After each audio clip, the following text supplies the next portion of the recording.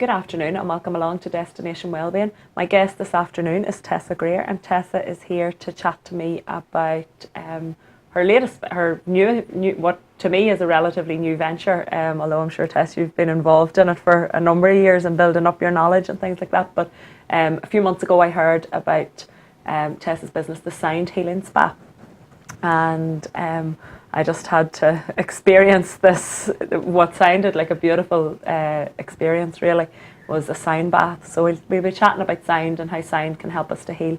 But just before we begin, just to remind all of our viewers this afternoon that our own experiences are that. They're our experiences, and we're just here this afternoon to share some of those experiences that might maybe lead you as a viewer to go and inquire a bit more about how sound or how anything that we really come up and chat about today can impact on your health and your well-being. But of course the first protocol, if you're not feeling well, is always your GP, and the importance just of taking responsibility for your own health and your own well-being. Welcome along to Destination Wellbeing, and thank you for coming in as a guest this afternoon, Tess. Thank you very much indeed. Thank you. You're very welcome. So I experienced my first sound bath a few weeks ago with you. I went on some market research, but it wasn't it wasn't a difficult one to do, because I thought, wow, just the sound of it, a sound bath. So the concept of a sound bath, how did it come up for you, or where did you? Well, I suppose it came up for me through my training and through practicing working with the various different instruments, and looking at how you could actually structure those instruments to create a really lovely relaxing sensation experience for a group of people, which whenever some people have experienced the sounds that we've played using our various different sound therapy instruments or sound therapy tools, people have likened it to a flow tank, or they've felt that the sounds have really washed over them.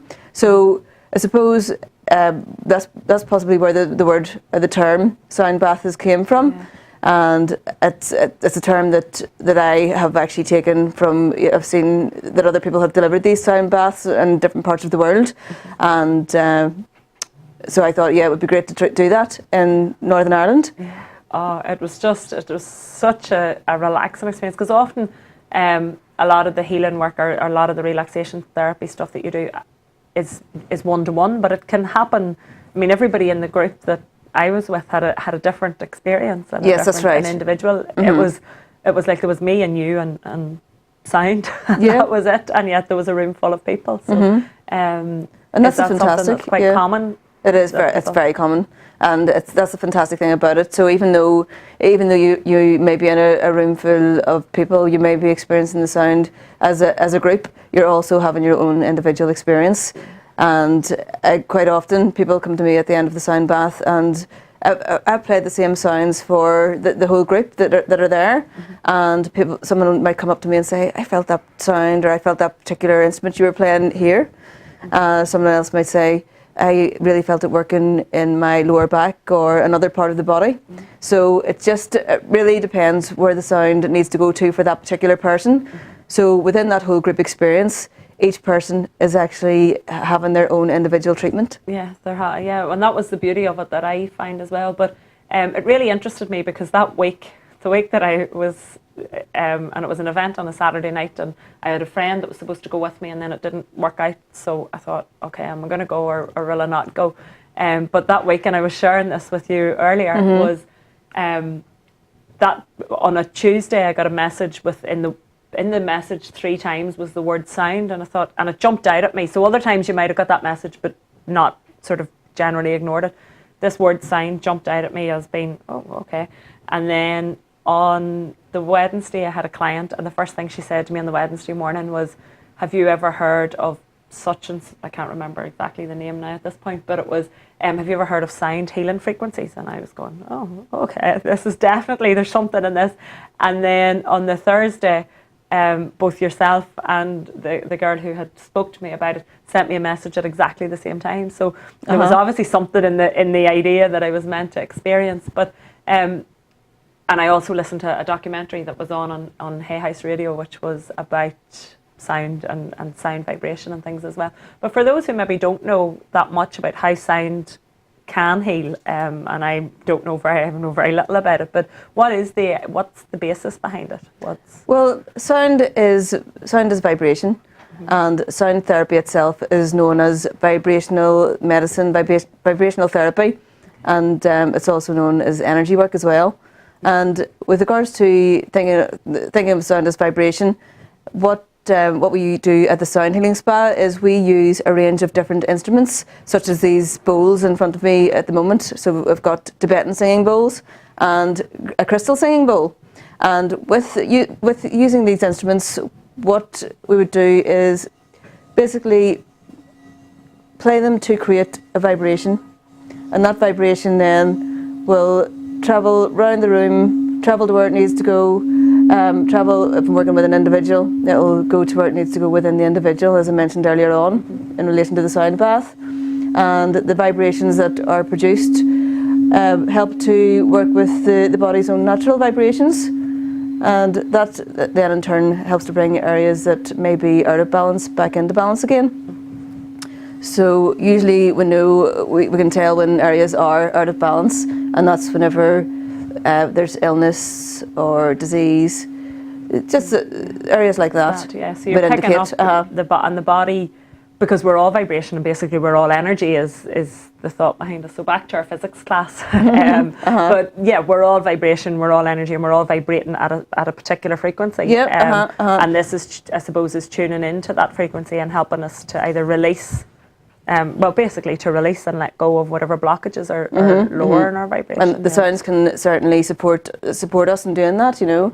So as you mentioned earlier on there, it can work very, very well along with medicine, with general medicine. Yeah, it's working. And I suppose a lot of the stuff that we're talking about in Destination Wellbeing it's complementary to whatever else we're doing, rather than an exception from, or it has to be done instead of. So, and I would imagine and certainly I know my own experience was that it was a very gentle but very powerful.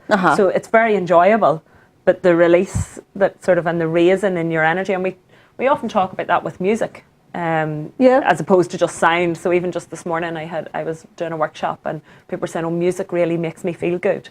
But that really strips back to, it's the sound. That's right. That makes you feel good, and then the words and obviously the vibration and things like that. But, and in sound therapy, we would work more with the sounds as opposed to playing a melodic tune, because it's not always necessarily a melodic tune that's needed for a particular, to bring a particular area back into balance.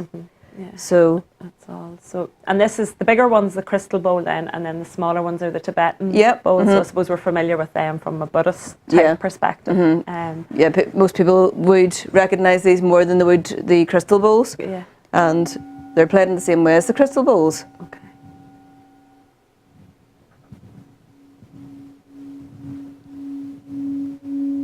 And they're played with a wand again, the same way as we have a wand for the crystal bowls.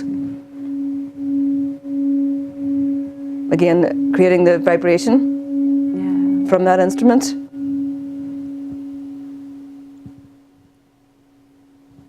And then allowing, I suppose it's allowing it to build, is that, because I mean you're controlling that quite. You can actually hear the sound build up in that. And the more that the more that these instruments are played, the more that the energy builds up in the instruments, which again can increase the vibration. But what I tend to find anyway, whenever I'm working with an individual, is that if I play this particular bowl with one individual and I'm maybe doing a scan over the body with the instrument, sometimes the sound can die down, sometimes the sound can increase, and that also indicates imbalances as well. So from a therapist's point of view, or a practitioner's point of view, it's very important to listen to the sounds, and really take that as an indication of where you need to be working with at that particular time. And another very important point to remember, really, whenever working as a sound therapist, or working as in any capacity as a therapist, doing any form of energy work, is that intent to work with the individual for their healing, and also to help them be aware that for their, to encourage them to have the intent for their own healing. Yeah, I suppose that's the key part is, and even as we mentioned at the beginning, is that it's taking ownership of our own healing, and when the intent is right, it's really impossible for it to go wrong, isn't it? You know, if as therapists, whether that's as a sound therapist, a Reiki practitioner, bioenergy reflexologist, so much of it is about the intent and about the person having a safe space that they can allow their body to heal, because the therapist's only ever assisting the healing process. That's right. Really, it's the body that does the healing, and our bodies are amazing in their capability and the way that they can heal. It's just our minds that get in the way and often prevent that from happening. But how long have you been working with sound therapy? I suppose, has it always been something that has been have you grown up with it, or is it a more recent development, or how did that work for you, or how did you get interested in it? Well, this particular side of things, I actually set up in June last year. So set up the sound healing spa in June last year. So that part is very recent, but the training has gone before that. And my first experience with sound healing or sound therapy would have been 11 years ago. And I have worked in music and personal development for a long time too. So I've worked in music spanning back about 19 years now. But in relation to music and personal development and working with the individuals and helping them to progress themselves using music as that medium in order to do so, because it's of interest to them. I've been doing that for 11 years. So it was quite amazing how I actually started down that road 11 years ago, the same time that I had my first sound healing experience. But I was just meant to take a different course. And it was about a year and a half ago then that I started to work with a Belfast-based sound healer, and it was, funny enough, it was the girl who I'd had my first sound healing experience with. So that would have made it about 10 years really at that particular time, and so it was a nice cycle. Yeah, well, a 10-year cycle is a lovely space of time, and as you say, the music and then the progression into the sounds is very interesting. About June of last year actually as well, I was recording a relaxation CD for a health and weight management program that I do, and I was very lucky in that the guy that was recording it for me had a lot of knowledge about sound and frequencies and healing frequencies, so he was able to put in sort of the backing music to my voice based at whatever frequency it needed to be at. Now I completely went over my head, but he was putting it in at whatever frequency it needed to be at to allow the brain waves to tune in with them, and I find that very, very interesting. But interestingly, anybody that listens to it recognises that, I think, and the feedback will be there's something really relaxing about that CD, and it's not just that I have a habit of putting people to sleep or anything, but which may also be the case. But so that was sort of where my interest stimulated. And very good, yes. There's a lot of layers to this, and it's good if you can link the background music in with what it is you're actually talking about on your CD. Yeah. And but really, after I started working with that particular sound healer in Belfast, then I moved on to I developed a lot of skills with working with this girl, and I then knew that I needed to get certification for what I was doing, because if I was going to practice it seriously and get people, to take me seriously, people were going to ask for my certification. So I did a bit of searching for organisations who could deliver a sound therapy course, and I found one based in England called the Colour of Sound Institute. Oh, so that even sound lovely too. I know. So that's so I did my certification with them, and I still continue to work with the original girl that I did the sound healing with as well. So it's great. So there's a continuous development going on there. Well, and as you said, even the progression from working with people to use music as a means of personal development and developing developing confidence and things like that, and then the progression through your own development path is an interesting one. But it is something that's available, because I know we have viewers that are watching in from various different parts of the world, so whilst you may not be able to attend one of Tessa's wonderful healing or sound bath experiences, is it something that's pretty common across the world? It's pretty new here, but is it pretty common? And is there any parts of the world where it's more common? It's popular in other parts of the world. Yeah. In relation to UK and Ireland, in the south of Ireland, there would be quite a lot of sound therapists, but quite a lot of people actually use it with their other therapies. So they have a range of things that they can draw from, a range of tools, and the same in the UK mainland as well. There are other parts of the world. So yes, it seems to be big in Australia as well at the minute. But I'm sure we'll have a few with so many people that watch in to Destination Wellbeing from different parts of the world because of being away from home and things like that. So, but I think sound and music is so instrumental, I was going to say, pardon the pun on that, but is a basis for really an awful lot of cultures. I mean, a lot of the Celtic culture, you look at the Aboriginal culture, the Native Americans, any of the old traditions, they use sound a lot in their healing practices and just as part of day-to-day life, really, as well. I mean, whenever you ask her about where it is popular, it is really popular all throughout the world because sound is used, as you say, in many different cultures. So I've been asked quite often where did it originate from, but really sound is as old as time. It's always been there. It's always been used. And energy has always been there, and so it's the link between the two, isn't it? And it's how the sound vibrates, but it's and how we relate to it, really. And it's one of those things that I think you can't really pinpoint. You can't say that's exactly the effect that had, but you can still feel an awareness. And even if we look at how babies relate to sound and voices and so many different things, we've got this intuitive bit within us that wants to be healed by sound, I think, and wants to use that space. So I know you've played a little bit, but can we ask you to take a minute or so and just let's see how, I'm not sure how this will pick up on camera, but I'm sure it'll be fine. And I'll just sit back and enjoy the experience.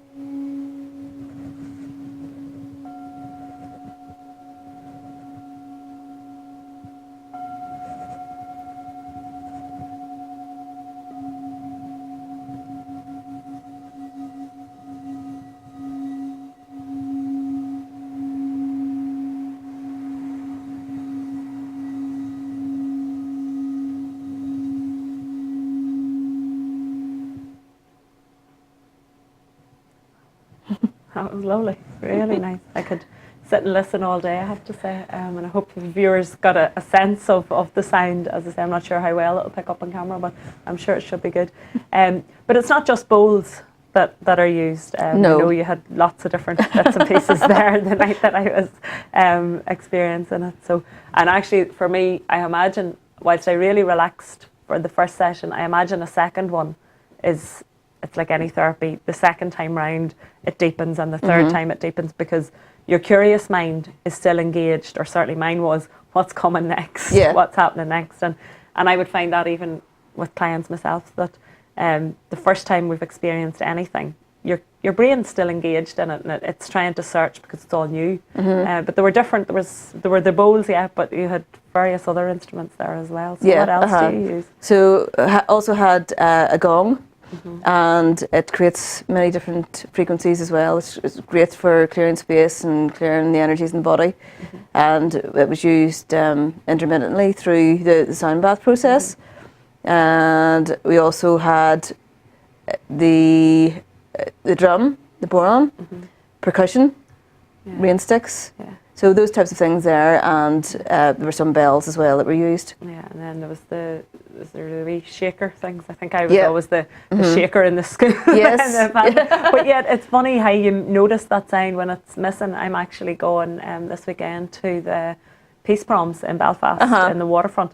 and we were at them last year because my niece was playing in them, and the sound there was just phenomenal. I mean, from the orchestra, the sounds that they were able to create.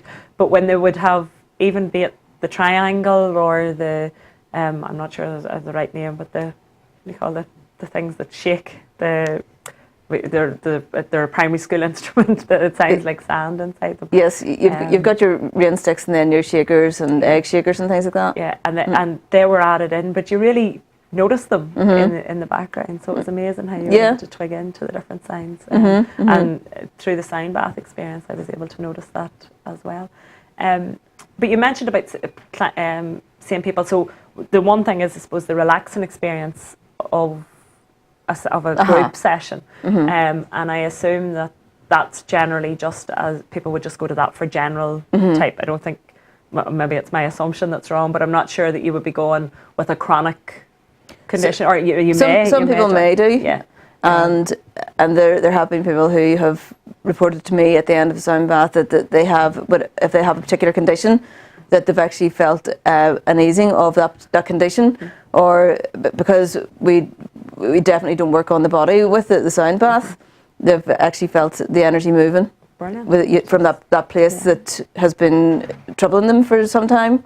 And it's really nice to hear those stories. That's fantastic, because I mean, and I suppose when you're not expecting it, it's even nicer, because you're just going for a relaxing type experience, and then you have this quite profound energy shift and change. I know. So it's lovely when people say that. But yes, the sound baths would primarily be to help promote deep relaxation. Yeah. And it's sort of I would be a big believer in prevention's better than cure, and I certainly got that from it, that it would be a beautiful just chill out space, and a beautiful prevention's better than cure. And then you were saying that you work one-to-one with people as well. So and how does that experience, or what would somebody maybe come along with on a one-to-one basis? Quite often people would want to come along for a one-to-one if they've been feeling stressed out about something, anxious, maybe even a bit depressed, so a lot of those things do go hand in hand. And because as you have experienced yourself, the sound bath can be so relaxing. That initial relaxation that would be the basis then for any healing to take place, so people can themselves get into such a relaxed state that they leave themselves in a prime condition then to release any emotions, negative energies and things like that. And I can work with that on a one-to-one basis. And then obviously discussing a client history with the person, in case there's anything else that I need to take into consideration at that time. And I think even having that space, sometimes people find that beneficial, because we often don't stop to think about what got us to a point.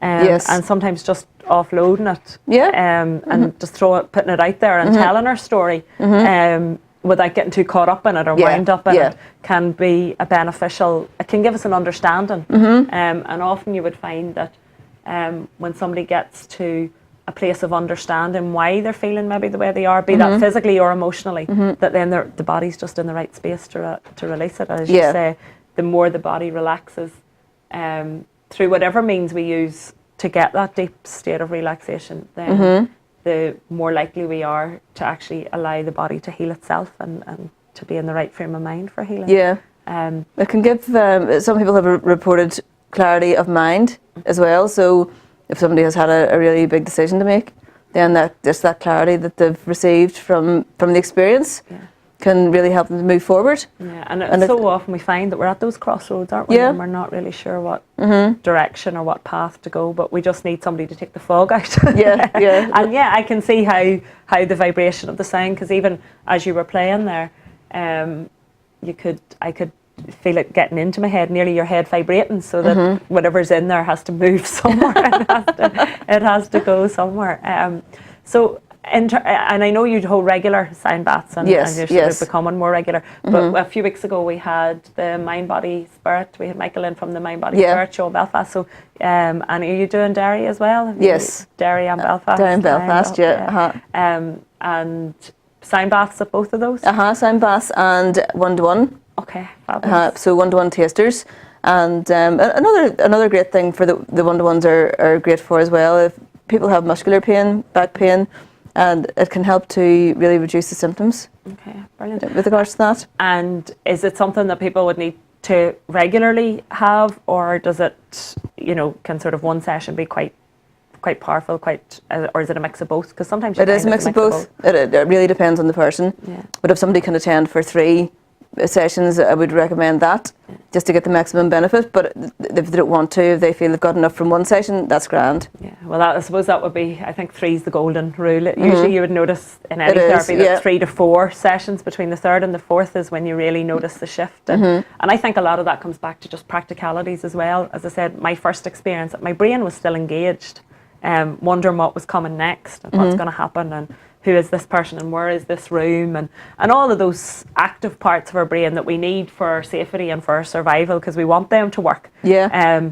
But by the second time you've met somebody, or the second time you've had an experience, it now becomes familiar, and the brain goes, oh yeah, and I remember this. This was nice the last time. Yes. And your body then, your cells remember that, and your body then starts to wind down even deeper again. And certainly by the 3rd time, it's really familiar, and you're able to just go with the flow on it. So, well, I'm certainly looking forward to my next sound bath experience. And if not at the Mind, Body, Spirit show, you hold regular ones in Belfast? I do indeed. And at the moment, we're holding a series of lunchtime 1-hour retreats as well. So over the course of 2014, I'm going to be doing a mini retreat series. So that includes the lunchtime retreats, weekends, and Sundays as well at various different venues. So there's a range of various different sound bath experiences coming up, and it's a great way for people to be introduced to sound therapy in general. Brilliant, yeah. And it works for children as well. It's amazing. The children actually receive it very well. Yeah.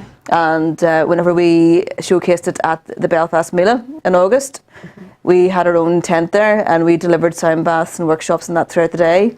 And parents came in with their children, and some of the children just didn't want to leave. They were so relaxed. Yeah. It was great. Sounds amazing.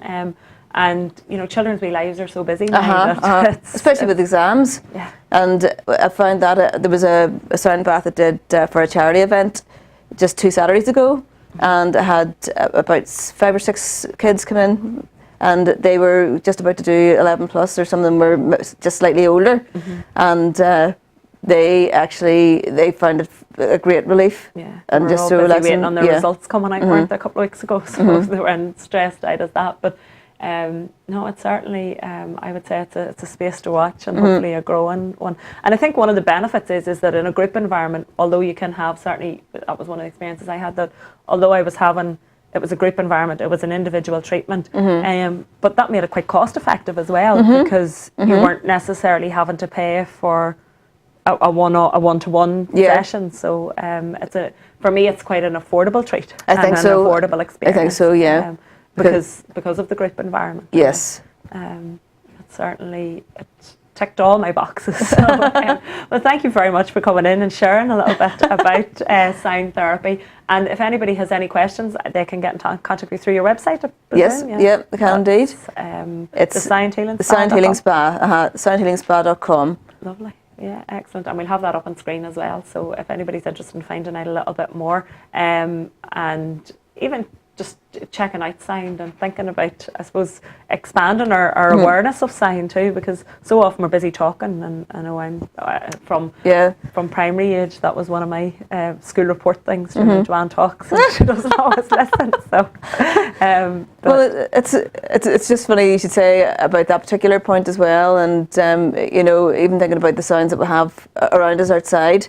I was working in Dublin Airport for 3 days there last week, and was working with the staff and passengers in the airport at a health and wellbeing event there. Brilliant. And it was absolutely fantastic. It was fantastic just to see and experience how people could tune into the sounds that I played just for a very, very short session.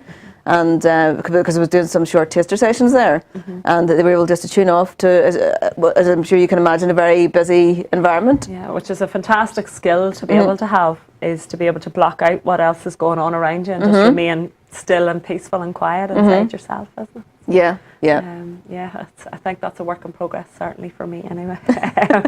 But thanks a million, Tessa, for joining us this afternoon. Destination Wellbeing going out on a Tuesday and a Thursday afternoon. And we've always a wide variety of holistic health and wellbeing topics going on. So if you've tuned in today, particularly to hear about sound therapy, do check out some of our other programmes as well.